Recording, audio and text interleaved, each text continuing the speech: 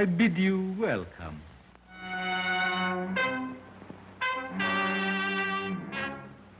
To a new world of gods and monsters. How do you like that, eh?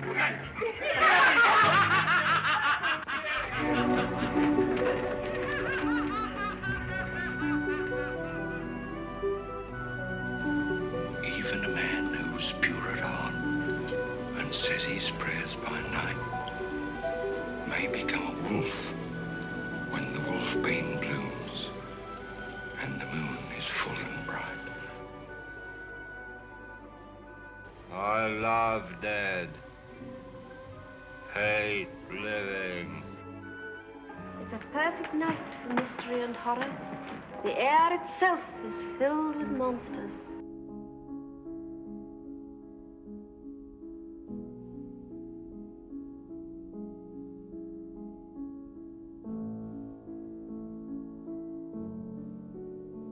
I think the Spanish is better. The other one is a little dull. It's too passive. And the Spanish has a little more excitement in it. Mexican-American actress Lupita Tovar offers her opinion on the two classic Universal Dracula films. Many fans and historians could argue which of the two movies is superior for eternity. Though, without Bela Lugosi, the Spanish version lacks the iconography that made Dracula the legendary force that he remains today. Carlos Villarias portrayed Conde Dracula in this version, lacking the seductive charm and Hungarian accent that Lugosi brought to the role. Still, many argue that the cinematography and execution of the Spanish version elevate the film to the classic that it is. In the end, this remarkable piece of Universal Monsters history remains a vastly unique and important film in the early days of the talkie period. Soy Ian, el hombre lobo, y este es el archivo de los monstruos. In the late 1920s, Hollywood film studios depended on the successful exportation of their films to other countries. While silent films could easily be sold to other countries, the technology to dub a film into foreign languages did not exist. By 1928, the preferred approach to the foreign language market was to develop more than one version of the film using the same script, sets, and costumes of the English language original, but employing different actors who could speak the respective language.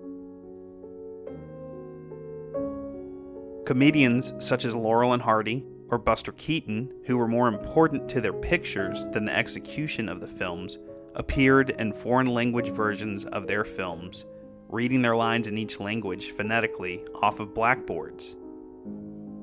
Typically, they were surrounded by foreign-speaking supporting casts. One example is Boris Karloff, who spoke French, appearing in the French version of Laurel and Hardy's 1931 film, Pardon Us. In an April 30th, 1930 issue of the Hollywood Filmograph, it was declared that Spanish-language films were all the go and producers were spending millions of dollars on them. In February 1930, Universal Pictures announced that Paul Kohner would supervise numerous foreign-language productions, including several shot in Spanish. By September of the same year, Universal focused primarily on making Spanish-language versions of films for the potential market. On October 1st, 1930, the Spanish version of Dracula was officially announced. Filming had already begun on the English version. George Melford was announced as the director, alongside actors Lupita Tovar and Carlos Villarias. Lupita Tovar had ventured to Hollywood with her grandmother when she was 16 years old. As a schoolgirl, she had won a talent competition in Mexico. She had worked at Fox Films playing bit parts in silent films, but soon found herself awaiting a meeting at Universal Studios at the age of 17. Silent pictures were on the way out, and she was frightened that meant the end of any sort of career in movies for herself. Tovar sat, awaiting this Universal producer, who, she was told, was in a meeting.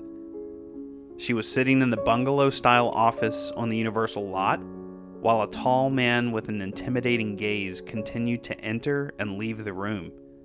He was watching her. It downright frightened young Tovar, who spoke no English at the time. In her hands, she held a letter of introduction, similar to a letter of recommendation from Fox Studios. Finally, she could no longer stand the unnerving silence and attention of the man. She left the letter of introduction and returned home. By the time she had returned, there was a message waiting for her. It was from the producer she was due to meet. He apologized for his long meeting, but inquired if she would mind coming back to the studio. He noted the exemplary letter of introduction from Fox. Tovar was uncertain. She was frightened to be in the presence of the strange man. Here's a quote from Tovar. "I went to my dancing teacher, Eduardo Cancino, the father of Rita Hayworth. Rita was a little girl then, and Cancino and his wife were terribly nice to me. I told them what had happened at Universal, and that I was afraid to go back alone. 'All right,' they said, 'we'll take you.' But when we finally got to meet the producer, Paul Kohner, it was the man who was staring at me." Hands-on supervisor and credited associate producer Paul Kohner was Czech-born and 27 years old at the time. He had worked at Universal in various roles, rising through the ranks as office boy, publicist, and personal assistant to Carl Laemmle Sr. As a production supervisor, he had been responsible for Paul Lenny's The Man Who Laughs. While Uncle Carl treated Kohner like a son in many ways, Kohner himself felt like the low man on the totem pole at Universal. He had no formal contract and had never asked for one. Here's a quote from Kohner. "My salary is puny compared to those in other studios, but I cannot demand more money, nor do I dare to quit. I probably couldn't get a job anywhere else because everyone around Hollywood believes that I'm a nephew of the old man." This was a reference to the nepotism at Universal that was a standing joke in the industry. Kohner had attained his position through hard work, but with Junior's rise to head of production in 1928, Kohner's position and interest in the European properties, actors, directors, and more became less secure. One director noted, "Junior's running this joint now, and if there's one thing the kid can't stand, it's great European producers and directors." Long story short, Kohner's recommendations to Junior for potential projects were ignored and unanswered. During the silent era, Universal had earned half of its revenue from foreign countries, and talkies posed a threat to that substantial market. The international film markets were in utter chaos over the transition to sound. There were talks of embargoes and tariffs if quotas of films in their own respective languages were not met. Kohner suggested that Universal follow the lead of other studios and produce simultaneous foreign language versions of its domestic talkies. These versions could be produced at a fraction of the cost to the English language counterparts, roughly $40,000 to $70,000, due to using the same sets, and that foreign talent was cheaper to employ. This proposal impressed Uncle Carl, who immediately named Kohner head of foreign production, with a salary raise of $25 a week. The first Spanish adaptation at Universal was La Voluntad del Muerto, filming on the same sets as The Cat Creeps. Kohner was confident in the project, but he desperately needed a Spanish-speaking star. Lupita Tovar was precisely what he needed. But with Eduardo and Volga Cancino acting as go-betweens, Tovar still mistrusted Kohner. Kohner wished to keep one of her resume photos for business. He offered to take them to dinner, but they refused. The following day, the trio returned to view some of her work at Fox with Kohner. Tovar recalled, "You could tell he was looking at me and not the screen." He offered dinner again, but they used Tovar's grandmother as an excuse. He called and spoke to her grandmother, and, to Tovar's dismay, her grandmother warmly encouraged the dinner. Kohner took her to dinner at the Universal Commissary. Here's Tovar's recollection. There was a whole bunch grouped there. These young directors, William Wyler, Ernst Limley, Kurt Neumann, and I was the only girl, and they were all talking in German among themselves, about me. Apparently, they hadn't approved of his previous girlfriend, but they did approve of me.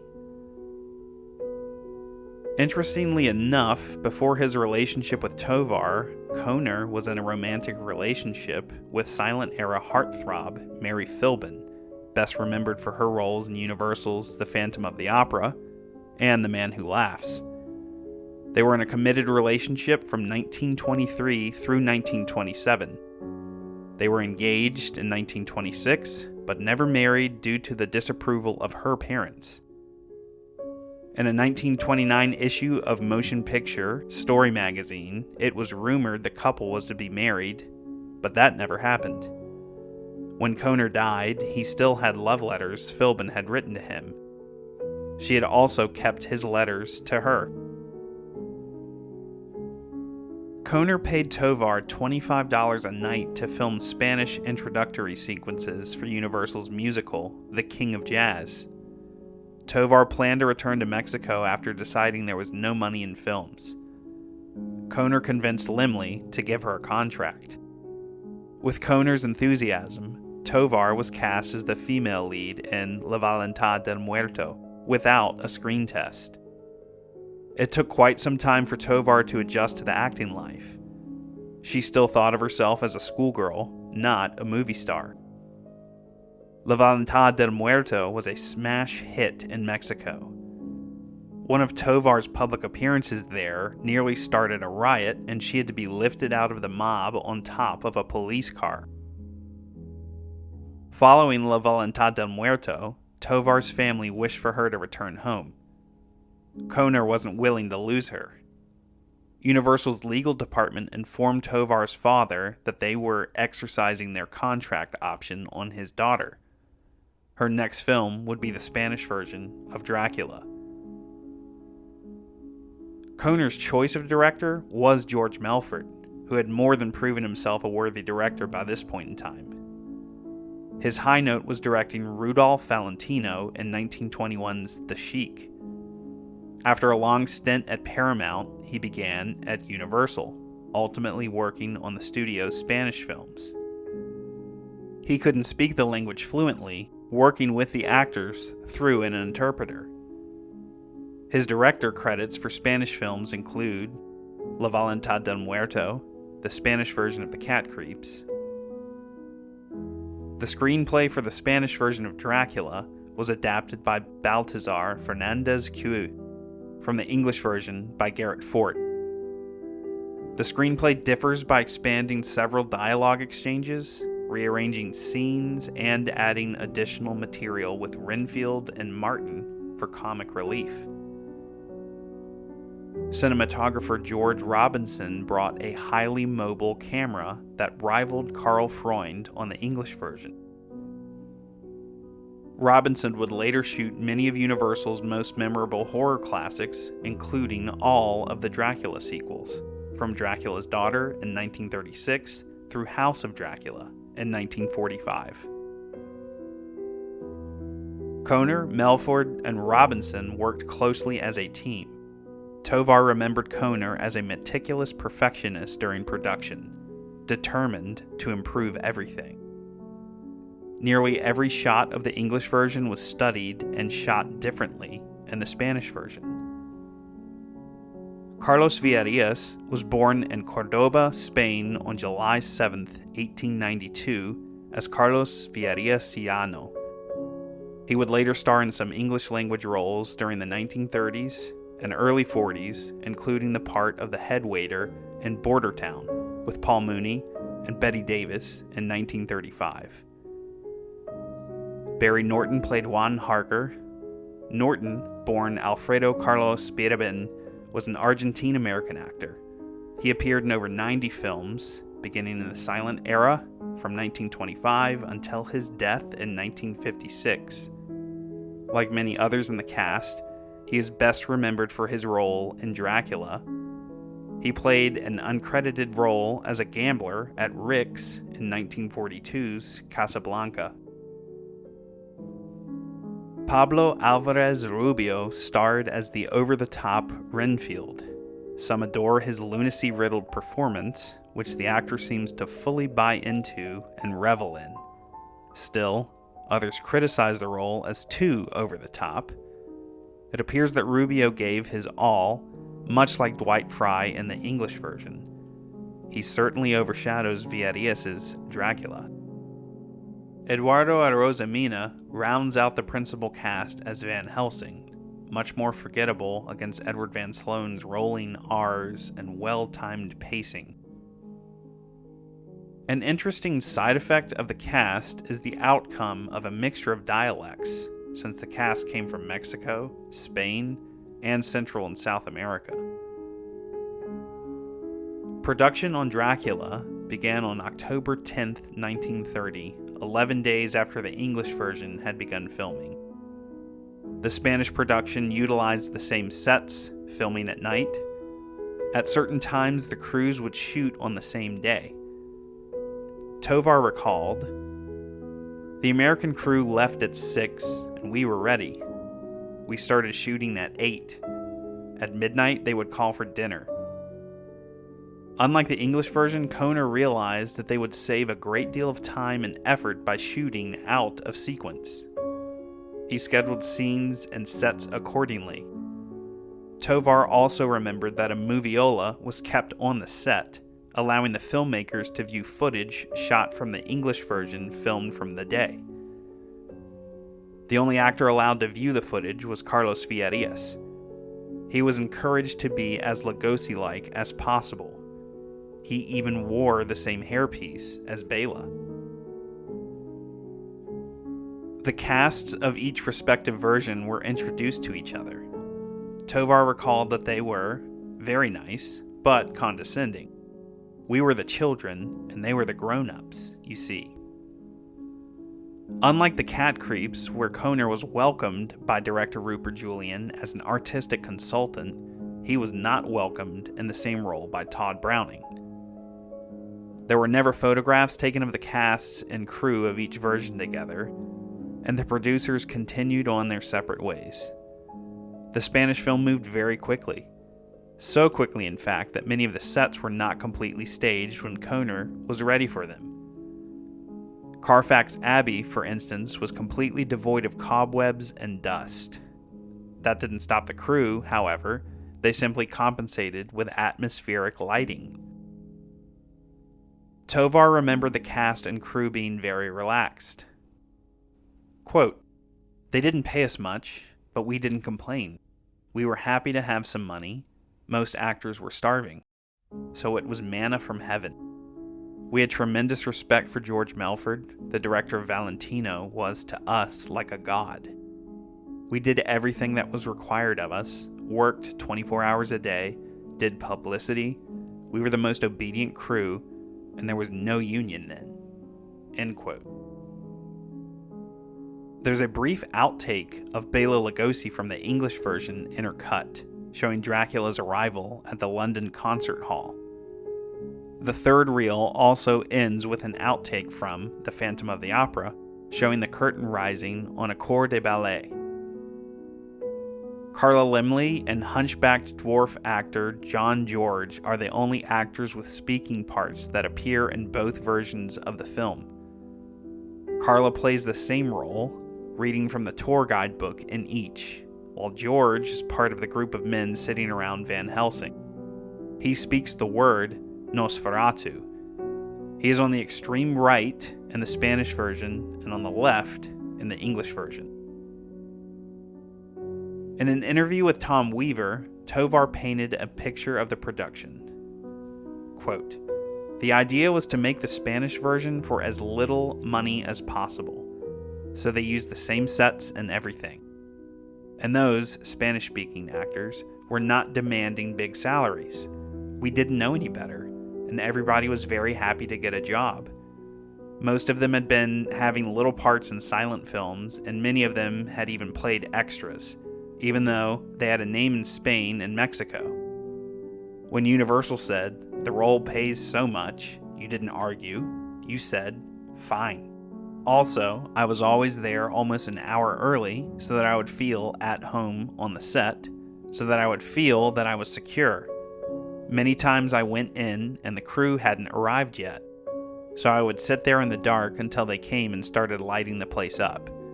And it was very scary, the whole feeling of being there alone. If someone had come up behind me, I would have let out a scream. End quote. Even as a pre-code, Hollywood-produced film, this version raises eyebrows regarding Lupita Tovar's wardrobe. With the film being produced for the foreign markets, more liberties could be taken, thus allowing Tovar's sheer and low-cut nightgowns. Tovar recalled, "My negligee was very low-cut. When my grandson saw the film, he said, 'Now I know why Grandpa married you.'" Many feel Tovar gives a much more nuanced and emotional performance over her English counterpart, Helen Chandler. Tovar's Ava Seward fights for her soul, while Chandler's Mina seems more passive and submissive. At the end of the day, like much of the rest of the countless possible comparisons, it all comes down to personal tastes. Other noted scenes that many tend to compare is Dracula's first emergence from his coffin. Here, he is lit from underneath and appears from the casket with a puff of smoke, much like a stage magician's trick. Unlike the English version, viewers actually see Count Dracula leaving his coffin, which censors prohibited in the Lugosi version. In the Spanish version, cinematographer George Robinson's fluid camera work showcases Dracula in a much more stylistic way. But many note these differences as leaning more toward cheap thrills over the dire atmosphere of Browning's take. Filming wrapped on November 8th, 1930, for a total of 22 shooting days at a final cost of $66,069.35, almost $2,700 under budget. Kohner scheduled a preview on the Universal lot for the first week of January in 1931, more than a month ahead of the English version's release. Retakes were still being shot by Browning. The January 10th issue of the Hollywood Filmograph noted that if the English version of Dracula, directed by Todd Browning, is as good as the Spanish version, why the big U haven't a thing in the world to worry about. The other evening, before Capacity Theater on the lot, there was a screen preview of the Spanish version, which was witnessed by Bela Lugosi. And to use his own words, the Spanish picture was beautiful, great, splendid.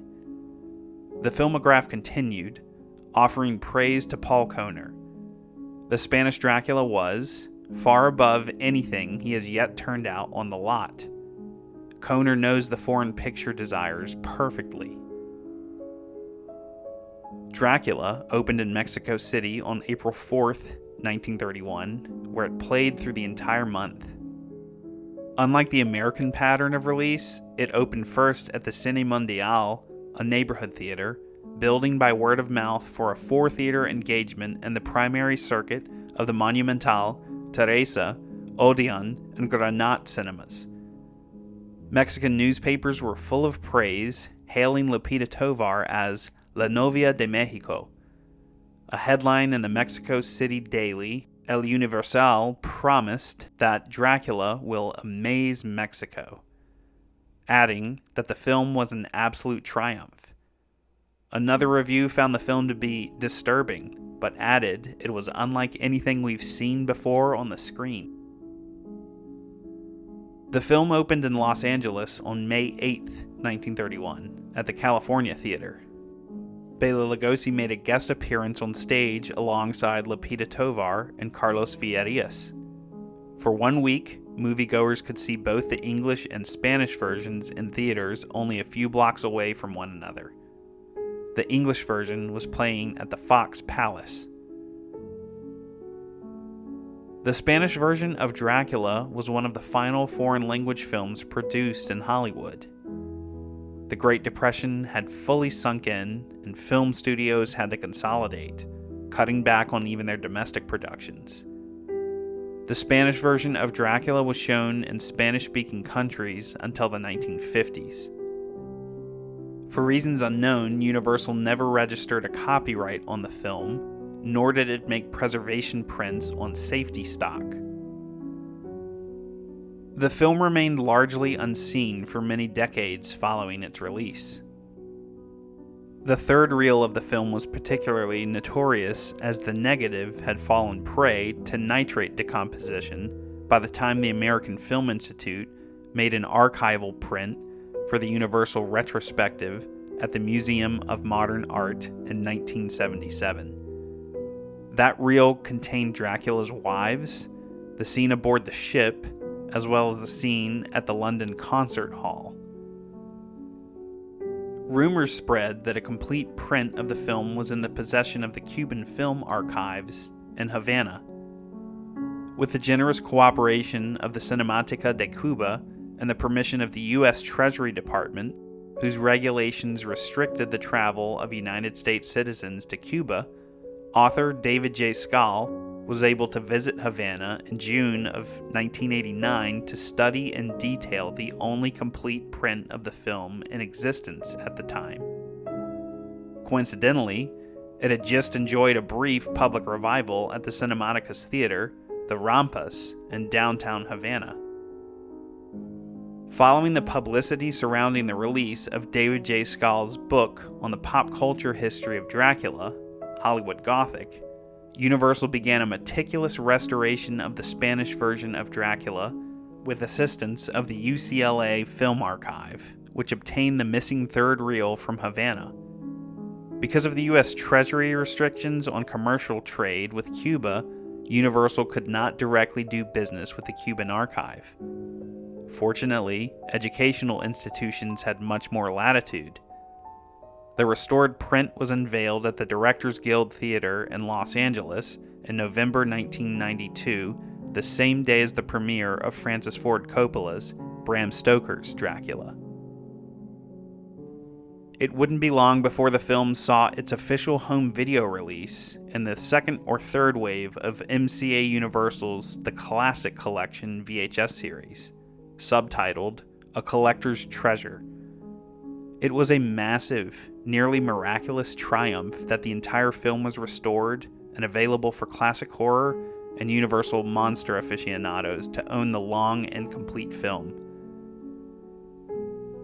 But I know you're wondering, what happened to Lupita Tovar and Paul Kohner? As you've probably gathered, Paul Kohner was madly in love with actress Lupita Tovar. During the filming of Santa in Mexico, Kohner had to return to Europe because his father was sick. It was this separation, and another the following year while producing a film for Universal in Europe, that made Tovar realize she loved Kohner. Kohner proposed over the phone, having previously attempted to give her a ring. Tovar traveled to Czechoslovakia to meet him. They were married there on October 30th, 1932, by a rabbi in a ceremony at Kohner's parents' home. They remained wed until his death in 1988. Following the sacking of the Laemmles at Universal in 1936, Paul Kohner found himself without a job. He had been working for the studio without a formal contract. For a time, he attempted to find work at other studios, but eventually turned to freelance agenting, eventually establishing himself as one of the most respected international talent agents in the business. Kohner and Tovar had 2 children, actress Susan Kohner and producer Pancho Kohner. Susan would go on to marry fashion designer John Weitz. They had 2 sons, Paul and Chris, who continue to work in Hollywood today. Chris produced American Pie, while Paul directed it. Chris would go on to direct The Golden Compass and New Moon of the Twilight series. He also wrote the 2015 live-action screenplay for Disney's Cinderella and co-wrote Rogue One with Tony Gilroy. Indeed, the legacy of Paul Kohner and Lupita Tovar is still going strong today. In the late 1990s, filmmaker Gregory Nava, director of the pop star biopic Selena from 1997 starring Jennifer Lopez, produced a romantic comedy historical drama based on the life and story of Lupita Tovar, Paul Kohner, and the production of the Spanish version of Dracula. Unfortunately, Nava was unable to reach a suitable agreement with the Kohner family, and the project never came to fruition. The Spanish version of Dracula remains a unique and wonderful piece of Universal Monsters' legacy. Still, overshadowed by Bela Lugosi and its English-language counterpart, the Spanish version still requires its champions, fans who celebrate and share it with enthusiasm. If you've never seen it, it offers a wonderful glimpse into the same sets and story with a flair all its own. Give it a chance. It's difficult not to compare it to the English version, but try to separate it and enjoy it for its own artistic merits. Well, that wraps up our coverage on all things Dracula. Universal Horror had made its triumphant premiere in the age of sound, and the only logical step was to follow up with something even more frightening and fantastic. Frankenstein was coming. But before we dive deep into the most famous Universal monster movie ever made, let's take a look at the life of the man who helped shape the film and image of the misunderstood creature. Director James Whale.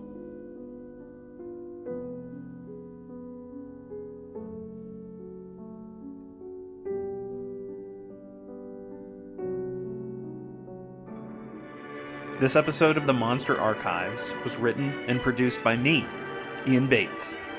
For more on the Monster Archives, including scheduling updates and news, be sure to follow @Universal Studios Monsters on Instagram.